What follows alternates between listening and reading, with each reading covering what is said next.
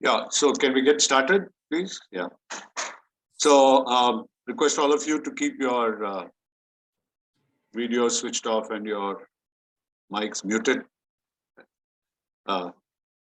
Thank you very much for being here this morning, and wish you and your family only the very best in 2022. This is the first meeting of the year. There's our speaker for the day, Subramaniam Shankar, unfortunately is indisposed, and so will not be able to give his talk today. But he has, it's quite unfortunate. He was, so I guess we'll have to look at it as another day. But there is Umesh Bhai has stepped up, and he's going to give us a talk on his 2 visits to Gujarat during the last few months, and I'm looking forward to this very interesting talk from Umesh Bhai. So the Chennai Photo Biennale, with whom we have, through UN and all that, you must have read in the bulletin, through whom MNS was also associated, specifically with reference to the living coast and the work that we had done and continuing to do on the on coastal biodiversity study. Going on well, excepting that today there were supposed to be 2 walks on show walks, which had to be called off. Also because of the fact that assembly of people has been restricted. CPB, that's Chennai Photo Biennale, pulled out most of their installations, but fortunately, our living coast project is online, and if you go through the bulletin, there is a link which takes you there. So there's some very interesting things which have been posted there. So if you have not seen them, please look at them again. And well, we had actually booked the 26th of January for the 15th edition of the HSBC Chennai Bird Race, which also now is being put on hold because there is no way we can, this time, unlike last time, HSBC and Sanjay Monga wanted us to open it out to the public, and we really were looking forward to doing so, but restricting the number of teams to not more than 20, allowing only teams to come and not individuals, because it will be easier to monitor. And well, there were a lot of protocols which we had in mind, which we'll put in place, but all of which is now again we are waiting.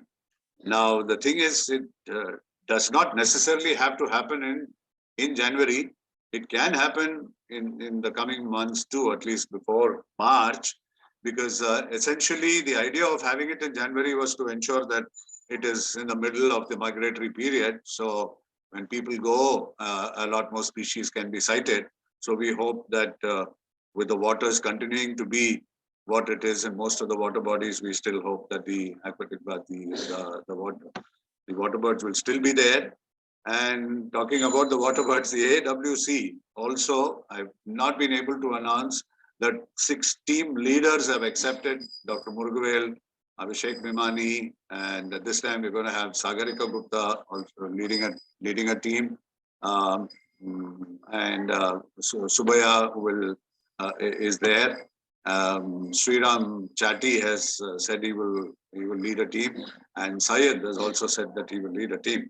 So we have the 6 team leaders ready. We have the places that we have to go ready, but then it's a little too early to decide when to actually. There is this difficulty in having more than 4 people assembled at any point in time. I mean, that is the provision which is there now. And so again, AWC themselves have come back and said that data collected up to February will be accepted by them. And we did a quick survey of most of the water bodies we usually cover. We find that the water levels are still high. Curriculi apparently still, ducks have still not come to Curriculi as yet. And only early last week did the open stock, the painted stocks come to Vedanagal. We'll have to bide our time. We'll have to wait to see when we can really get started. I was hoping that we could probably do it after the third week or so of this month. So we'll have to see. So as of now, that is all. So I will now request Umesh Mani, we all fondly call him Umesh Bhai, to give us his talk. And I don't think he needs an introduction as yet. He's a wonderful bird, a great naturalist. And Umesh Bhai. Thank you, Jay. Okay, let me just start by sharing my screen.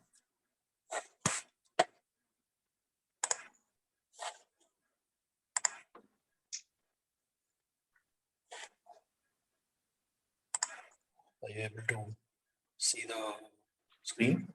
Yeah. Okay. So before I start, just a couple of things I'd like to mention. Unfortunate that Subbu was taken ill. I was also really looking forward to his talk. Hopefully he'll be up and running very soon. We should be able to listen to him very soon. Meanwhile, since it happened, when we spoke yesterday evening, Vijay said we're going to pitch in and present something on the recent trip. So, Vijay, as we discussed, initially I had told you that I'll try and cover what happened over the last two trips. When I started going through the photographs and stuff, I found that it was just, too much, and there was just too much to go through and too many things to talk about. So I decided, to make a slight change, and I hope that's okay. Yeah, perfectly fine. I'm very grateful to you to have stepped up and and filled in at the last minute. No, thank you very much. So what I thought is basically that I will just focus on the recent trip. That is, last week of December, the group of us had gone to Gujarat. So I thought I'll focus on that, and I will focus on a few specific things that I had personally hoped to achieve during that trip, rather than to try and cover the whole thing, because there is just there are a lot of highlights, and I would like to do justice to that. I don't think you can do it at short notice. So I said, let me just pick up a few points, and I'd like to talk about that. Why have I called this presentation Hunt for Red Rackham's Treasure? Is something that I will answer at the end. Besides the fact that, everybody says your title has to be catchy so that people pay attention. I hope that's true. Anyway, so, to quickly get going, some of the places that we covered during this trip, we started off by going to Velavadar. The trip was a total of 8 days, and we spent the first 1.5 days in Velavadar. Followed by, so I'm just showing you a few pictures from these locations just to give you an idea of what the place is like and what sort of habitats and what kind of landscapes do we get to see when we go there. So, the Velavadar was the first one that we had gone to. This is the Black Buck National Park. And as the title suggests, it was created to protect the black buck. It's a different issue that today black buck probably doesn't need any protecting. But, since that was the objective, it is primarily a grassland, and there are a lot of really the phrase rolling fields that we used to see in the books. It kind of comes alive there. You see kilometers upon kilometers of as far as the eye can see, you've got grasslands. They're really beautiful to see. So this is Velavadar, the first place that we went to. The next location that we went was we went to the Great Run of Kutch, but on the way we stopped in at the Little Run of Kutch, LRK, for just about half a day with a specific target in mind. So we did half a day at LRK and then carried on to Great Run of Kutch. Again, GRK has a variety of habitats. grasslands, scrub forests, there is a lake, there is, various kinds of habitats, and therefore a lot of variety in birds also. After GRK, we had also touched upon a place called Mandvi, which is basically a beach with some mudflats. Followed by the last leg, which was at Nal Sarovar Bird Sanctuary. And as we all know, Nal Sarovar is primarily a lake, but the fields and the forests surrounding the lake are also very, very rich in biodiversity. And so, when we Umesh, you'll have planned, to come a little closer to the microphone, please. okay, is it any better now? Yeah, thanks. Okay. So when I planned this trip, typically, some of you are aware, I have been on this route to Gujarat at least 5-6 times before this. I love going back there because there is just so much to see, and every time you go, there is always something new. But somehow, Nal Sarovar is something we had not. I had never done more than like half a day. Every time, since it's very close to Ahmedabad, the tendency was that you get off at Ahmedabad airport and go straight to Nal Sarovar, spend half a day, and then in the night you move to wherever you're going next. So typically, is GRK. This time I thought, I think it needs to be explored a little bit more. So we added an extra day here, and that I think really paid off. You will see, as we go ahead. Just one thing, in the next 15-20 minutes, I hope to share some experiences from this trip. I'm not going to be, it's not like it's not a photo thing. I'm not going to be showing you photos of all the species that we saw and all that. I'm going to focus primarily on 3 or 4 species that I was personally looking for, and in the process, during the course of the trip, a couple of really interesting experiences that we had. Okay, to start off, the first was Veladar, and those of you who are familiar with Rolapadu will have an idea or will understand what Veladar is like. It's probably something like how Rolapadu used to be 10 years back. Really beautiful place, lots of grass all over, lots of blackbuck, of course, and a lot of other things also. So,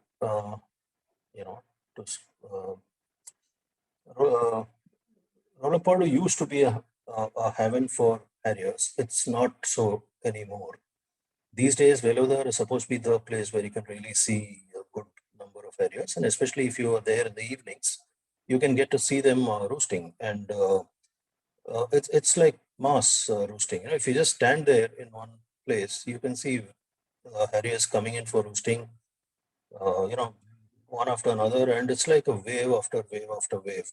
That one evening that we were there, we saw something like, I think, maybe 200 to 300 harriers coming into roost in the evening. Just the space of maybe half an hour. And what happens is they come in and they sit down, and this is how you see them. They'll be dispersed all over the ground, and wherever you look, you'll see some harriers sitting around. We saw a lot of Montague's harriers besides the pallid and the marsh. Pied we did not see, but a lot of Montagues. And I don't think I've ever seen so many Montague's harriers before this. So this is the kind of view that you normally get of harriers, but given the fact that so many of them are there, you also do get to see them very much up close. As you can see in some of these photographs, they tend to fly around all around you. And if you just stay put in a vehicle, you can actually see them from pretty close, maybe 20 feet, 30 feet. They'll fly past you. So it's really nice to see. Besides the harriers, the thing is that Veladar being a grassland, the kind of enduring image that you carry away from there is what you the typical behavior of harriers. You see them, skimming just over the top of the grass, and as they go to the ground looking for their prey. This is one example. This is another one, and these are the kind of images that tend to stick in your mind, because this is what it is: grasslands and harrier Stronghold. Other than this, of course, the black buck everywhere. The sort of textbook image, as we say, which we all would like to get, is when these black buck run across and jump across the trail. Somehow that had never happened for me earlier. This time, finally, I managed to catch a few images like this. So just quickly taking you through some of these pictures. And, so you have large groups of black buck all over, and so you get to see adults, juveniles, young ones fawn. One interesting thing that that the guide explained to us, which I personally was not aware of, is that we all know the male, right? The black black buck is the adult male. The one that you see here in the middle. Can you see my cursor? Is my cursor visible to you? Yeah, we can see it. You can see it, right? So this big one towards the left, this is actually a sub-adult male. Apparently, what happens is that when they're born, they are rufous and they turn black as they grow. And so this one is nearing adulthood. As you can see, it is partially rufous and almost going black there. And also the size of the horns is an indicator of the age, apparently, right? Which is something again that is new to me. In fact, in this next photograph here on the right, you can see a young male just about beginning to sprout his horns. Okay. I don't know, somehow, I had never understood this. The first time I really got to, somebody had mentioned this to me and I found this very interesting. Okay, besides the black buck, one other highlight for me personally was the lesser kestrel. It is one of the things I had hoped to see during this trip, hoped to see properly. Of course, I've seen the lesser kestrel many times before this, never really got proper pictures, never really got close to it actually. On this particular occasion in Villadar, we got to see at one point 7 lesser kestrels together in one, they were all circling together. You can see in the photograph on the right, 2 of them. And a couple of spots that you see in the background are also lesser kestrels. There were 7 of them circling together. And along with that was one surprise, one single Amur falcon, which was also circling along with the lesser kestrels. And later we also saw the Amur sitting down along with them on the Prosopis bushes. I don't know what is the association with the kestrels. I've never heard or read about this earlier, but it was interesting to see. And of course, Amur is a highlight anyway, wherever and whenever you see it. So it was a very pleasant surprise to see the Amur there. This is the other highlight for me personally. This is the jungle cat, and while I have seen the jungle cat earlier, I think what we experienced during the course of this evening was just too good. What I'm talking about here, see this is the jungle cat. It was on a hunt, and it was just so fascinating to watch. What we noticed is that this guy was walking along the trail, and then when he sees some movement in the grass, he stops, and very intent, trying to find its prey. It settles down to wait for it to move, and then once it locates it, it's getting ready for the hunt. Right, getting closer, getting more, getting ready for it, and then once it locates the prey, there it goes. Right? I mean, I dare say most cats hunt like this. I don't know, but this is just it took us by surprise the first time, and it was just so beautiful to watch. And the interesting thing was that it wasn't a one-off. We saw this guy, this particular jungle cat, hunting 5 times in the course of about half an hour, and it came back with a kill. This is a field mouse that it has caught, if you're able to see it here, which it, sat down to eat very comfortably. And once it finished off this one, it went back for further hunts. What you're seeing here are, some pictures from the different hunts that this guy carried out. We saw it hunt for execute 5 such hunts, 2 of which were successful. Fairly good hit rate, and looks like there is enough prey base. So it was just it was just so beautiful to watch. Okay, moving on. From there, we were heading towards the Great Run of Kutch. GRK, I mean, we all know that it's a biodiversity hotspot. It has a bird list of something like 300, 400, I think more than that, maybe 400 species plus. Again, I am not going to talk about any of those except for one personal highlight of mine. This is the common quail. The first time ever that I managed to actually photograph a quail, and that's the reason why it is highlighted. It was just so incredible. This quail was in this thick dry grass, maybe 1.5 feet from our jeep or 2 feet from our jeep. It was that close, and we couldn't see it.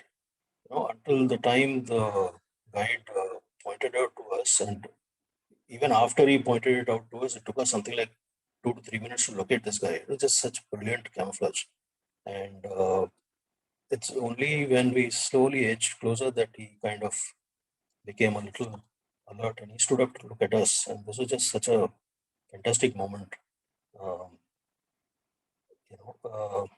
not just the fact that I finally got my first quail, but just the way it stuck around. Typically, my experience has always been that you flush them as you walk, and the only thing you see is their backsides as they're flying away. So the first time that I actually got to see the common quail, and therefore, obviously, one highlight for me. After GRK, we went to Nal Sarovar. Nal Sarovar was the last leg of our trip. And like I said earlier, this time we had decided to spend 1.5 days or so out there. The first day, when we went, we said that we will finish off the lake part of it first evening, and then go for the rest of the areas. On the lake itself, we saw some interesting species: the white-tailed lapwing, the common ringed plover. There was one patch where we saw a good number of common starlings, also known as the European starlings. So yeah, it was interesting. However, for me personally, some of the things that stick in my mind came from the other areas. This is one of them, a pair of red-necked falcons, which we saw sitting around, and then they went for a hunt, came back with a kill that you can see here in the photograph on the right. Gave us quite good views while it was eating. And the kill was identified as most probably a greater short-toed lark, which were, I mean, as always, they were there in really huge flocks. I think we saw flocks of 500, 700 at a time. So plenty of food also for the falcons. And this is one of those moments. After we got done with the red-necked falcons, we moved out and we went looking for a bird which is not there in the India list as of now. As in, the last edition of Gramet does not have it. This is something that has been reported over the last couple of years, and so it was high on my target list also. This is the Namakua Dove. I think Dr. Bala Ramcharan had posted a photograph also in the group a few days back. We were also keen to see it. So as we were heading for the Namakua Dove, something else happened. On the way, we saw this Sirkir Malkuha.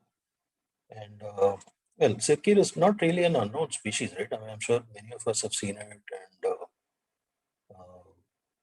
it's around. It's just that you don't see it very frequently, and it's not very easy to see. It's not I wouldn't call it rare. It's just difficult to see. In my case personally, this is one of the jinxes somehow. 15 years of birding, I had not got one single photograph of this guy, and it was like always high up on the list in terms of trying to. So that kind of happened on this trip. Finally, I managed to get a few decent pictures of this CQ. So for me, that was like one major jinx broken. After this, of course, when as I said, we were heading for the Namakua Dove. So this was the first view that we got of the Namakua Dove. The guide had told us that we need to get there early because it feeds on the ground and that is the best time to see it. And if you delay, it will finish eating and it will go off into the bushes and then you may not get it. However, being what we are, how it is, we stop for every bird, we want to see what it is and all that. So in the process, we got a little delayed, and by the time we reached, it had already finished feeding. I have to, the credit goes completely to the guy. I don't know how we managed to locate this bird. One huge prosperous tree, and this guy was sitting inside. You can see this little hole that you can see in the middle is all that was there. And there were 10 of us, jostling for space, trying to get a view of this bird. Well, we saw it, and once everybody had seen it properly, that we slowly started edging closer, and somehow this guy was so patient and tolerant with us that he allowed us to come quite close, and we finally walked around and found another angle from where it was visible a lot better. So we got to see the bird properly, the Namakua Dove. And thankfully, after some time, it decided to come outside and sit outside so that we could actually see it properly. So this was the one of the 4 major targets for me on this trip, which I was really happy to get. After this, we moved on, and we were looking for another big one that I was wanting to get, which was the greater white-fronted goose. Again, about 10-15 days before our trip, people had started reporting the greater white-fronted goose from Ransarovar. And obviously, since it was on our itinerary anyway, obviously it was a big target. And when I spoke to the guide, he told me, "Milega, thoda dhundna padega." As in, it is there, we will get it, but we'll have to search a little bit. I said, okay, we'll look for it. But then, when we reached this place, when you see these kind of flocks, and these are all bar-headed geese, and to find one bird in the middle of this, not easy, right? And there were some, so many flocks like this all over the place. Of course, I knew that the white-fronted goose looks a lot like the gray-lag goose. So you know that, it's not,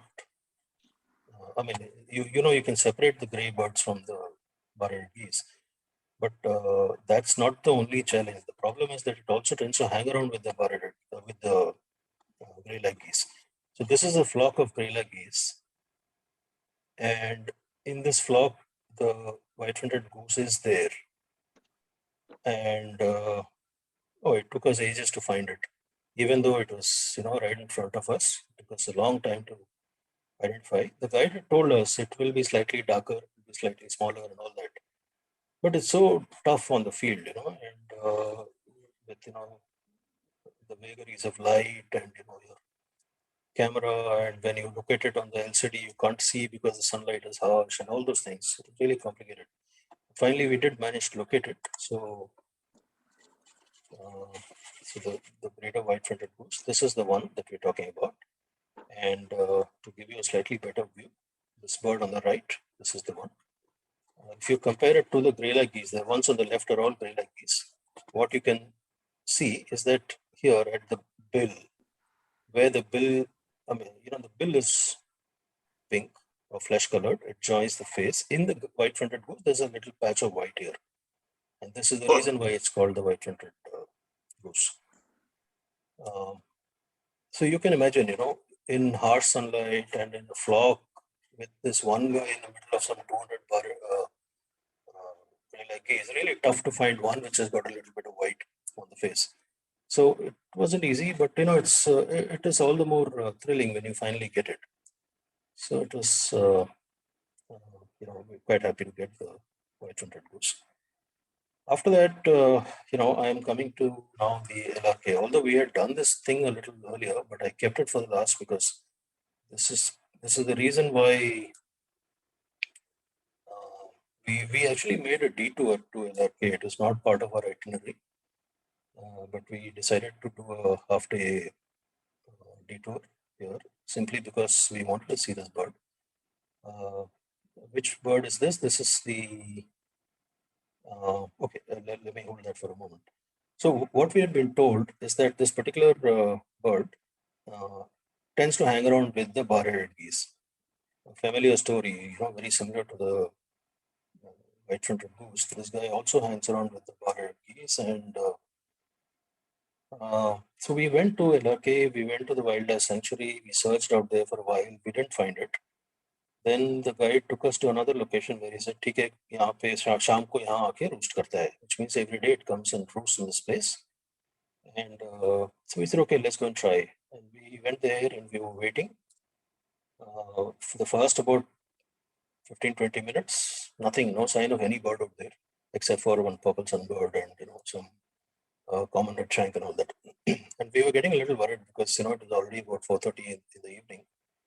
And sunset is early, so we were worried that the light would run out before the bird would land up, or you still don't know if the bird will come. So we were keeping our fingers crossed.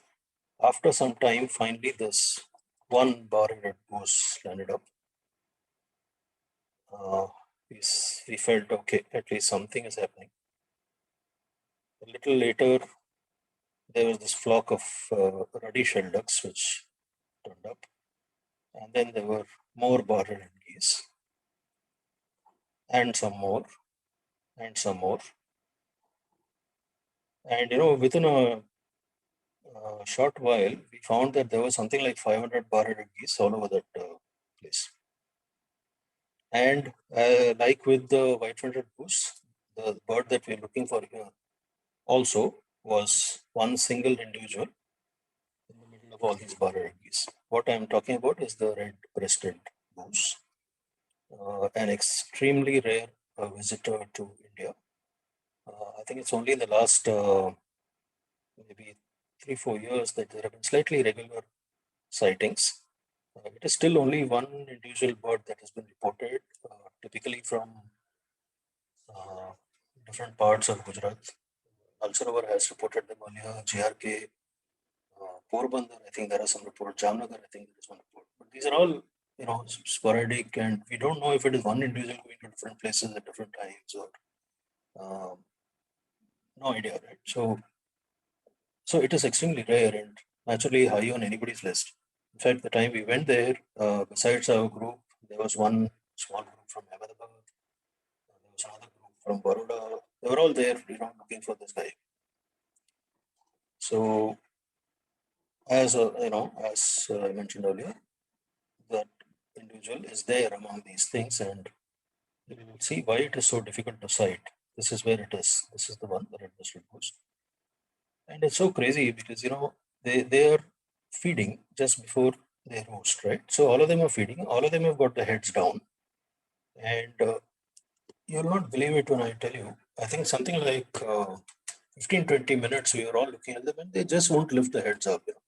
They're just continuously feeding and they're walking around as they're feeding. And even when you find the bird, what is happening is, one bar-headed goose would walk past in front, or a ruddy-shelled duck would land up, or this red-breasted goose would move away somewhere.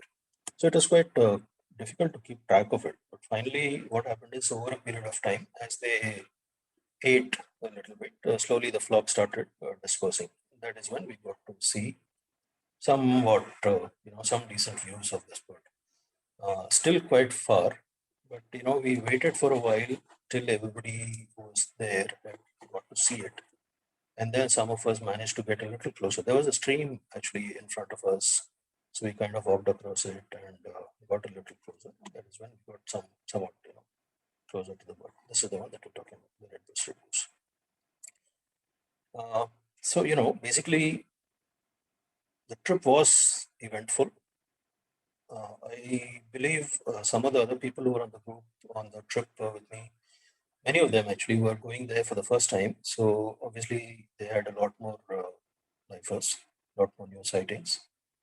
But a couple of others, Kumar and Sujata, Illumalai, they had already been there once earlier with me. And I, of course, have gone there 5-6 times before. But in spite of that, there were new birds to look for. And I was happy that I was able to get some of the things that I was looking for in this trip. So just, some brief statistics from the trip. 8 days, we covered 5 locations. We ended up with a list of around 220 species. I personally came back with almost 8,500 photographs, which is quite a task to deal with now. But, it's always fun. I added 4 lifers for myself, and 2 big jinxes were broken, the Sirkir Malkoha and the Quail. So I was happy. Thank you. Thank you, Umesh Bhai. That was a great journey you took us on. Fantastic. What were the 4 lifers for you? For me, it was Namakua Dove, the greater white-fronted goose, the red-breasted goose, and one of the warblers, the plain leaf warbler. Oh, okay. Wow. Wow. So, if anybody wishes to interact with Umesh Bhai, you're most welcome to ask him questions.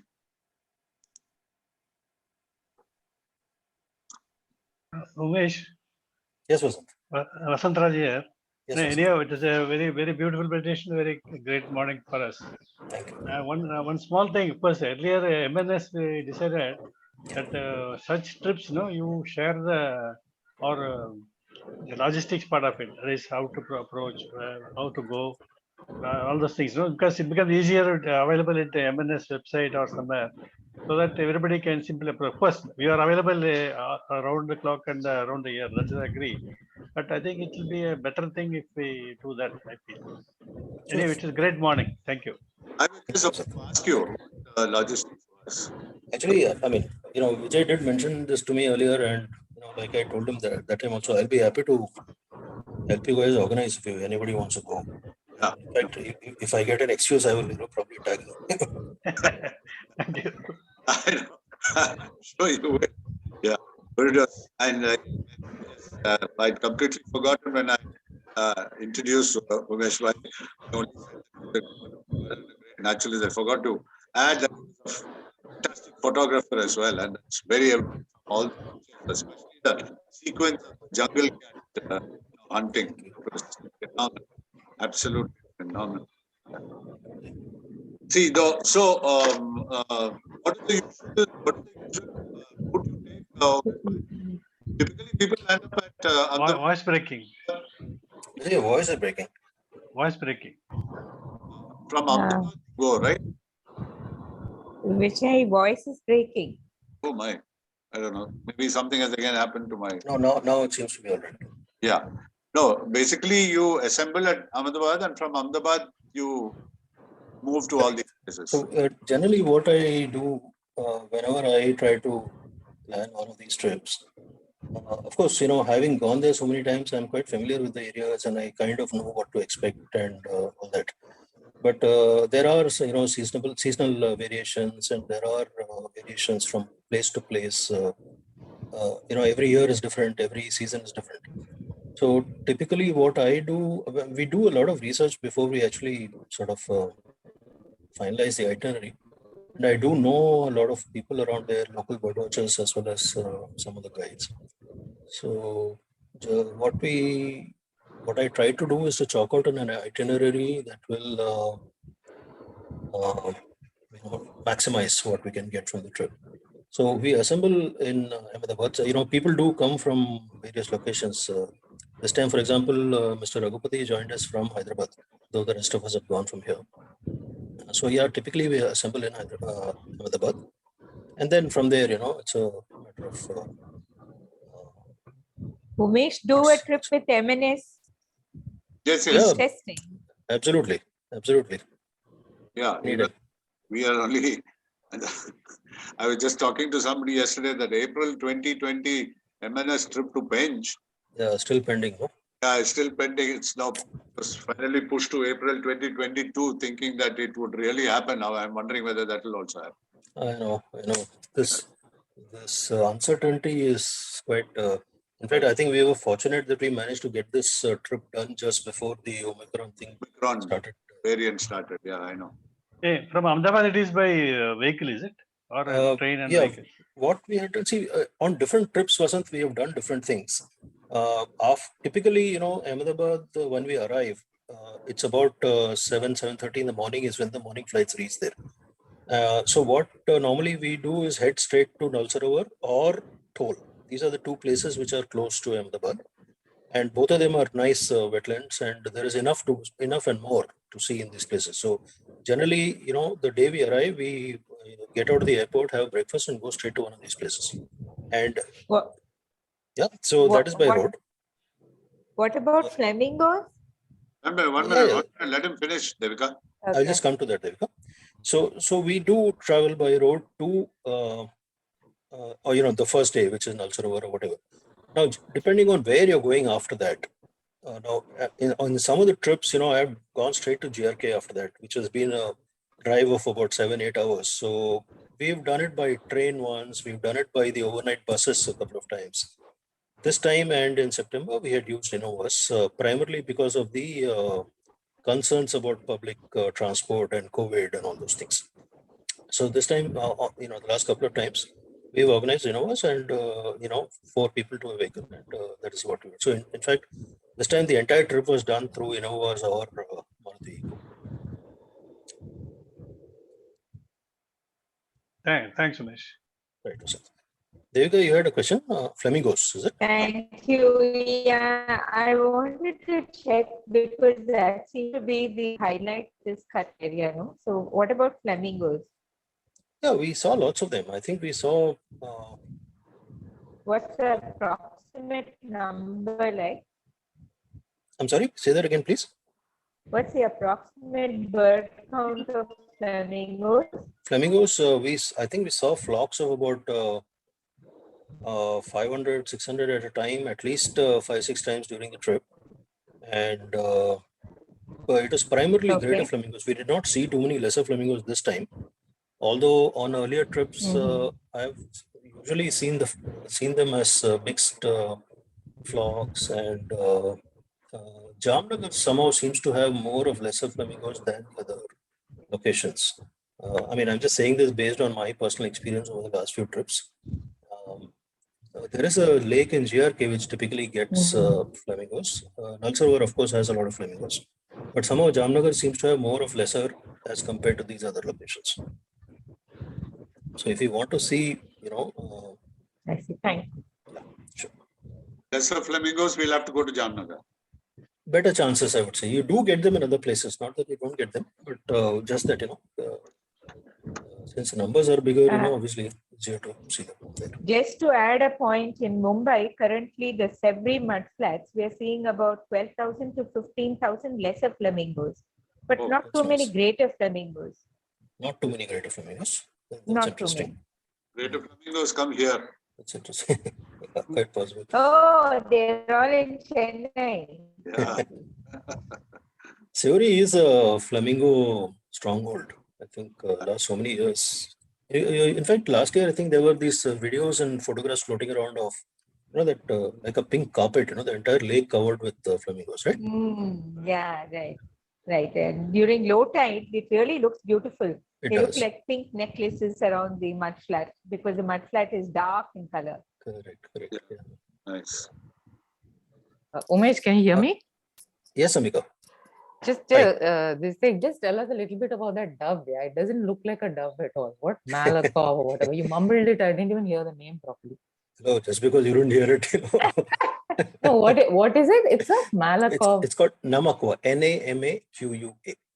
Oh, Namakua. Okay. Namakua dove. It's actually an African dove. So, like I said, it's not really there on the India list.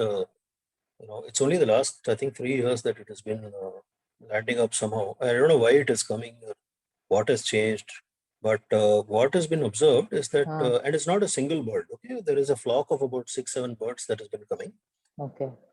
It's been coming to the same areas every year. Nalsarovar for the last 3 years has been reporting this. So for Wow. whatever reason, they've started migrating here, and they are migrants. They are here for the winter and they go back at the Hmm. end of, by about March, I think they return. So yeah. So, and yeah, as you said, it doesn't really look like a dove. Hmm. Sharper features. The tail is so long, and it's The quite tail is very long. Yeah, very beautiful. that is Very what different looking. very distinctive. Very, very. Yes, yes. Yeah, and it's kind of pretty spectacular actually. Hmm. I think Raghupati. Yeah, Raghupati. Yeah. Thanks, Vijay. Thanks, Umesh. It was a fantastic trip. For me, it was a second trip or the third trip with Umesh. I've done a lot of other trips earlier also. Right. But to the GRK, this was the second trip. And it so happened, both the trips, I'm the room partner of Umesh. So we lived every minute. A fantastic presentation, Umesh. And then, Thank you so much. in fact, I also personally enjoyed every minute of the same points that you mentioned. I'm more of an amateur, okay, more of a beginner in terms of birding, etc. But that 8 days was a superb trip. 8 days went like 1 day or half a minute or 1 minute. We were in such a state of flow, and full of learning. And I'm not only interested in birds, but I've seen a lot of new plants, new insects, new variety of animals or mammals. So it was a wonderful experience. Second thing is, I think Umesh, you beautifully articulated. I think some of the members also raised the point. From the birding perspective, what is very critical. Umesh, I must accept, and I've seen not for the second time or third, maybe even fourth or fifth time, is an amazing plan. He clearly has a clear target of what is to be seen and really goes after it.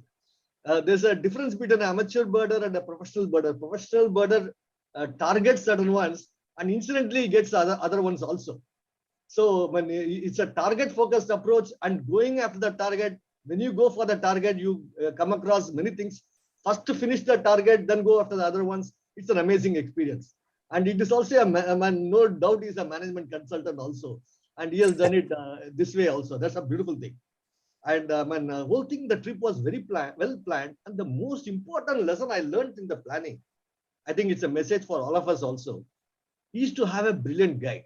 One of the best message that comes from Robin Sharma also is to have professionals with you. For example, that both at GRKK and GRKK as well as at Nalsarovar, we had a professional guide who knows thoroughly where the bird is, where that unique bird is, how to spot the unique bird, at what time you should go, what are the chances of getting that bird. So that is very, very critical. For example, in GRKK, the place looks completely dry and you will, as you see as a layman, you will not see anything. Suddenly the world opens out and hundreds of birds comes from nowhere.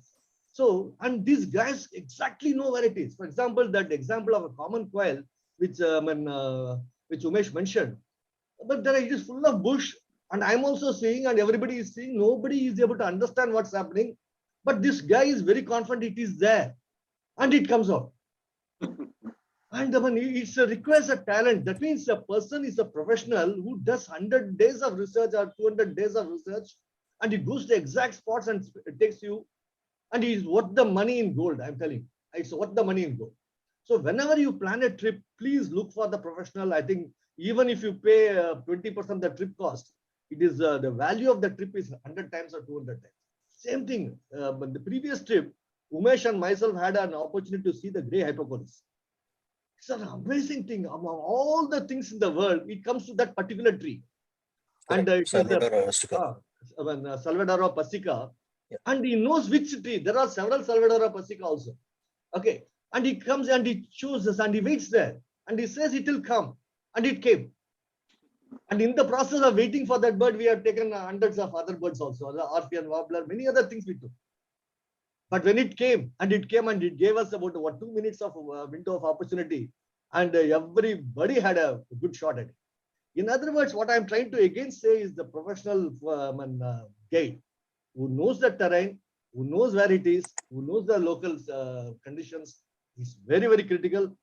And for me, it was thanks Umesh, thanks everybody. It was a fantastic trip. It was a great mixing with the entire M&S team, M&S team members also. Maybe I had seen several new species of birds, insects, and as well as plants. And I'm still sorting it out. If you take birds, plants, insects, etc., the lifers have become maybe 40, 50. I do not know. I'll see to that. But fantastic. Thanks, Umesh. Thank you so much, sir. Thank Very, you. very generous of you. Thank you. Thank you. Thanks, Raghu. Yeah. Umesh, you have to explain about the heading of your slideshow. Okay. What is that? So, well, those of you who've read Tintin, you know that, Rackham's Treasure is one of the Tintin books. A very, very tenuous connect actually to the subject, but just that, when the moment we started thinking of this trip, the red-breasted goose was, for me personally, I mean, that was the biggest thing that I was hoping for. And therefore, I was looking for some title that would bring out the red and the treasure. So that was what it was. Okay. Okay, thanks. Hey, so Umesh bhai, Tara just says that the Namakua Dove is not mentioned in the Christ book. Yeah, I was just about to answer that. Actually, all the books, whether it is Grimmett or Chris Kazmierzak, or none of the books have Namakua Dove actually, because, like I said, we only started seeing it in the last couple of years, and the last edition of Grimmett was 2012. Chris, I don't know when the last edition was. So probably the next. eBirds. It's there on eBirds. eBird will have it because people are reporting every day, right? So that's there. But the books don't have it. That's what I was mentioning, that it's a new addition to the India list. Great. And it's not a vagrant because it's not just a one-off record. We've started seeing it regularly every year. So it's no longer a vagrant, probably a rare visitor is what we can call it. So has the size of the flock been also growing over the years? Because you Probably. Yes. Probably, yeah, actually because the first apparent sighting was near Jamnagar in 2017. After that region, there has been sporadic thing. Last 2 seasons, this has been like, last year was a craze because everybody was taking pictures, and this time also, I think there are a lot of. The flock size has also been growing. Yes. Yeah, initially it was just 1 or 2 birds, but I think in the last 2 years, last year was I think about 5 birds. This time they said 7. So I think it's a very important addition, to the list. Really interesting and important. Yeah. In fact, the red-breasted goose also, for that matter, that also there have been only sporadic records. If you look at the book, there are only those dots, those little circles where they have those isolated records. But in my observation, I think every year now we are getting some records in the same general region. So, maybe it is becoming a little more frequent. So the red-breasted goose is from where? From Europe, Eurasia, Europe. Okay. Interesting, very interesting. Yeah. Sorry. Is it true that the resident birds in Gujarat allow us to approach them very closely, unlike, say, resident birds in Tamil Nadu? I think you can't generalize that way, because what we have seen is that, they do let you get reasonably close if you're inside the vehicle. But the moment you get down from the vehicle, they all take off. So, Okay. So it's not like you can just walk up to them. You won't be able to do that. A lot depends on the skill of the guide and the driver. In fact, what we found is that the drivers that we used, especially in GRK, were really good at getting us reasonably close and in a position where we could see them well as photograph them. So it was really, yes. Okay, thank you. No. But regarding this, Dr. Badri, this thing, but I have generally found in North India, the birds seem to be more tolerant of the people than in South India. That's my general impression. Even in places like Delhi, in cities like Delhi, the birds seem to be more confiding to the people. That's what I thought. South India, that's my general impression. I don't have anything to. Maybe others might have some. No, you may be right. Actually, I think it's a question of familiarity. So, when you have more birders going more frequently, and they also get used to, people who are not harming them. People are coming, but they're not harming them. I think it's all a sort of interconnected thing. You see the flip side in the Northeast, right, where poaching has been rampant yes. for such a long time. So, Right. so they stay away from people. I think it's a reverse here. In Gujarat, maybe it's a vegetarian state and people do not hunt birds and all that. Maybe over the generations, birds have become more confiding. I don't know. I'm just thinking aloud. Actually, generally speaking, I think you're right. However, one example to the contrary we saw this time, which was the McQueen's bustard. We saw the McQueen's bustard, I think 4 or 5 times during the trip, and every time, when the vehicle was maybe half a kilometer away, the bird would take off. It wasn't allowing us to come any closer than that. And the explanation or the theory was that it is poached all along its migration route, right from Afghanistan to Pakistan, and unfortunately and even in Gujarat and Rajasthan. Right. So, that bird has learned to keep a distance. Fortunately, most other birds, they seem to be okay as long as you're inside the vehicle. So at least you are able to approach that way. It's like how in Corbett, the tigers move away from you very, very fast as compared to the tiger reserves, because they've been killed all over the years. I think they genetically, they pass on that knowledge, maybe. Anyway, good, interesting.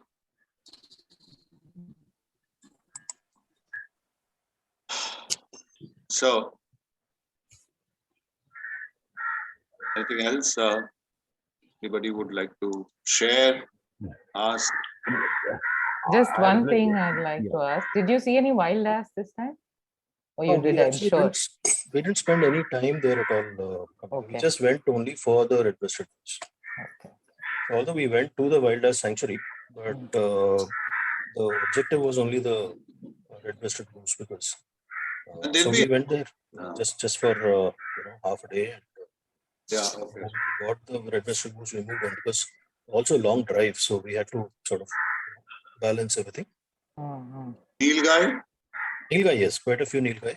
Nilgai, wild boar, black buck, of course, the jungle cat, I think 5-6 times. And we saw 3 different individuals, by the way, the jungle cat. Yeah, the jungle cat was amazing, actually.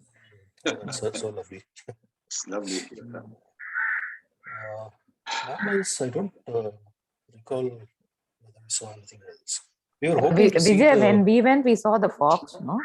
We did see the fox, yes. Sorry, I forgot. We saw 2 types of fox, Umesh. Yes. The desert fox and the desert fox, and we saw the desert fox. Saw quite a bit of wild ass at that time. Yeah.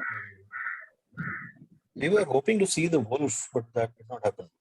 Unfortunately, Velodar actually has the Indian wolf, but we did not get to see that. Where do you see the wolf? Velodar. Oh, Velodar. Okay. But the black buck population is good in Velodar. Yes. I don't have an idea of the count, but we saw big groups everywhere. So. Yeah, that's fine. Yeah. Right then, thank you, Umesh Bhai. Thank you, really. I'm very, very grateful to you, because I called him up late last evening and made this request and said, Umesh Bhai, you have to do. And this was a fascinating journey that you took us on, and I know it's Gujarat, LRK, ERK, and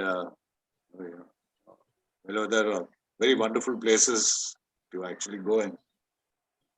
Beautiful. That's very nice. And one only hopes that during the course of this month, we will be able to start, at least in small groups, and try and do our AWC, which will be very interesting, because there's a lot of good reports which are coming about birds. There are birds in plenty. We just need to ensure that we record them. And let's hope we all stay safe and take good care of ourselves.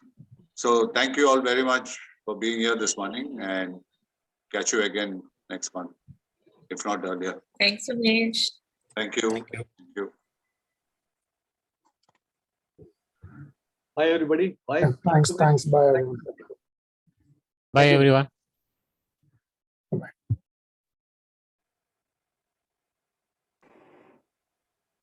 Bye. Bye. Thank you. Bye. Bye.